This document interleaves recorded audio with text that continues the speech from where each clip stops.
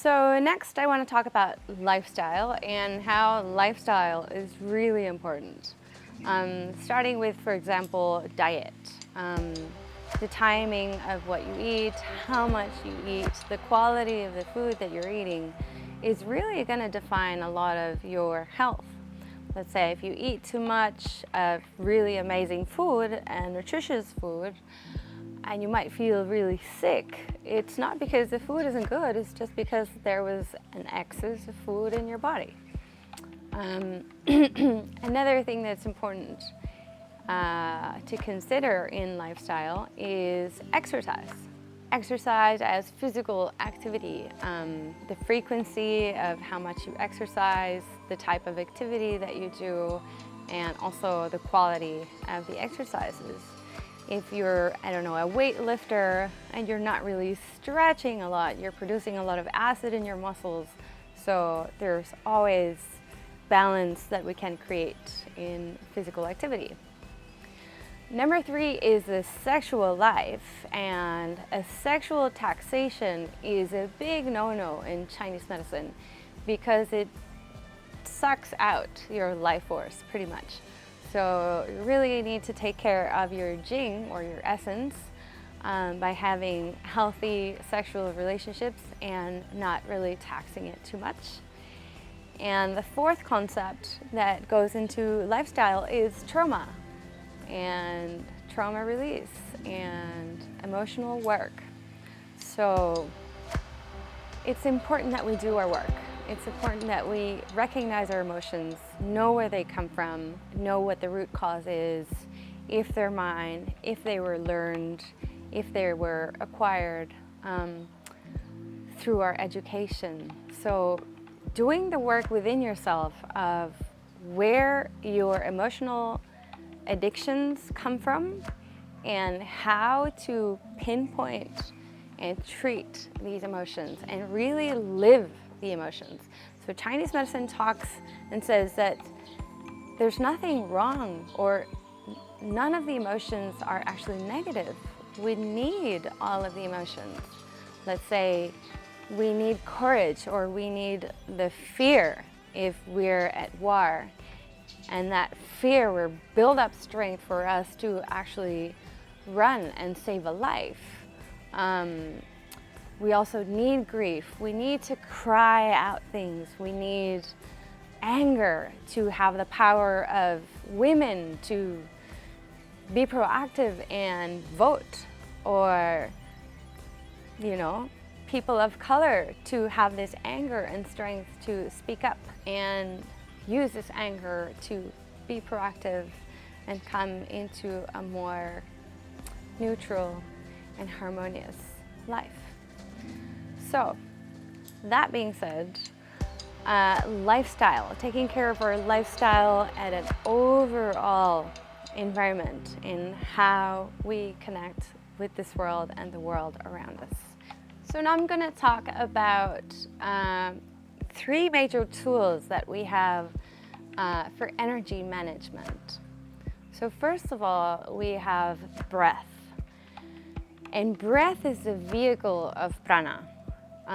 When you breathe, it's like the wheels of chi, life force. So breath is the vehicle of prana. And then we have the intention. Where the mind goes, the energy flows. So if I have the intention of, let's say, putting energy in the palm of my hand, I look at my hand, I feel my hand, and then I breathe into my hand, and the breath takes the energy into wherever my mind is. So where the mind goes, the energy flows, and the way that the energy flows is through breath. So breath plus intention plus pose or movement. So let's say I want to heal my hands. I use the breath to get energy there, and then I move my hands and I squeeze them and I open them and I stretch my fingers. So the pose and the movement that we're actually doing is sending or aiding in the energetical force that is coming into the hand. So these three powerful tools, imagine breath plus intention plus moving it, is like you can do anything with your body. You can really have a sense of being the creator of anything that you need. If you feel stagnant energy, you can just flush it in there. Or if your digestive system's not working, you can just do a couple of twists and like some Bastrika breaths. Or, you know, we have so many tools in the yoga world. And if we connect these three energy management tools together, then we are ultimately powerful. Now, when we have a thought that brings us closer to our divine truth, our body will expand. So if you have a thought and it's something that it's bringing you closer to who you really are, that self-knowledge, the body naturally expands and softens. And the same thing goes when you have a thought that brings you away from your truth, that brings you out of your divine essence, your body will contract. Very simple. Thoughts that are true in our divine essence expand the body, and thoughts that make us unbalanced or take us away from our center will contract somewhere along your body. So the mind-body connection is like, if we get to really understand what happens, is that thoughts, or even the subconscious mind of, you know, samskaras, or memories of something that happened, become emotions. Thoughts become emotions, or an energy in motion. Okay, this is an energy in motion. Then as soon as you get it, you start moving energy, you start feeling something, and that feeling starts to come into your systems, into your body. Through the fascia, this highly conductive plasma that we have in this fascia system is holding the meridians. So you can see this in Thomas Meyer's genius videos about fascia, that the meridian lines and the fascia trains are very much interconnected. So when we have an emotion, a thought becomes an emotion, the emotion translates and communicates into the fascia, which then touches the meridians. And the meridians is a subtle anatomy.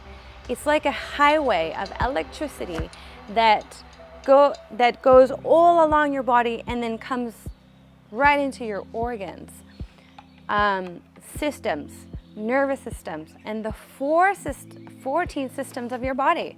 So we're talking about thoughts becoming emotions. This energy and motion touching the fascia and the threads of your body. The fascia connecting it into the meridian lines, this subtle electrical anatomy of your body, and the meridians touching the central nervous system and the 14 systems of your body.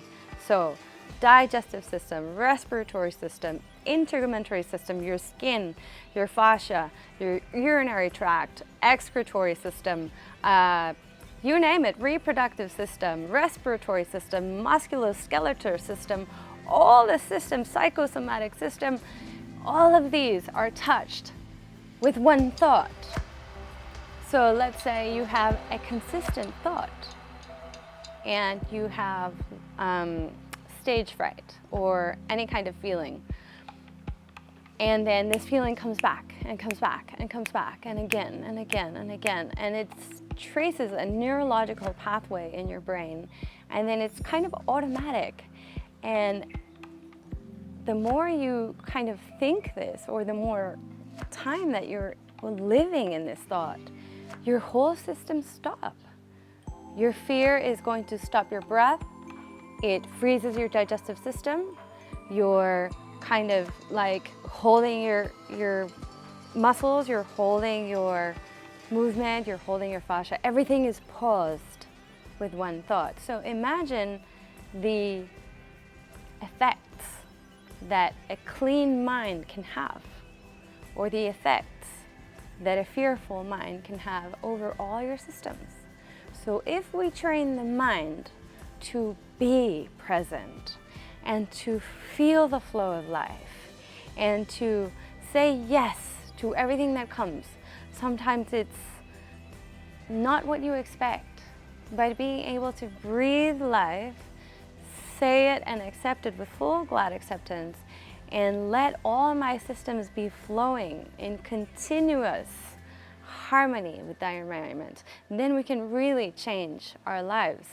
So we really need to pay attention to these little details that can change our whole lifestyle.